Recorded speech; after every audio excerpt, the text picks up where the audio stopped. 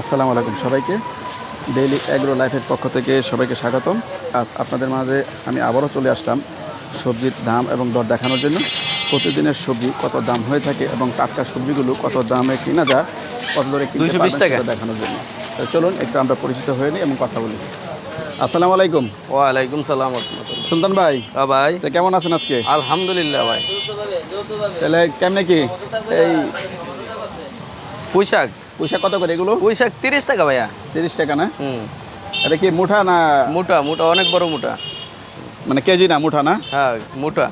30 টাকা। তারপর এখানে দেখতে পাচ্ছি লাল শাক। লাল শাক। হ্যাঁ, লাল শাক কত করে? লাল শাক 15 টাকা ভাইয়া। 15 টাকা না? মুঠা না? মোটা। আজকে 21 তারিখ। মূলা শাক মূলার শাকও 15 টাকার আছে ভাইয়া। 15 টাকা। কলমি কলমি কলমি 10 টাকা। 10 টাকা। তারপর ধনে কত করে এখন? ধনে পাতা ধনিয়া সস্তা অনেক। সস্তা? হ্যাঁ, কত কেজি? কত? 100 গ্রাম 15 টাকা। 100 গ্রাম 15 টাকা। আচ্ছা, তাহলে এই ধন্দল কত করে? তন্দুল 50 টাকা। 50। পটল পটল 50 টাকা। 50 টাকা। টমেটো টমেটো 120 টাকা। 120। শসা শসা 30 টাকা। পালং শাক সরি পালং শাক। পালং শাক 70 টাকা কেজি। পালং শাক 70 টাকা কেজি। পাট শাক পাঁচ শাক 10 টাকা।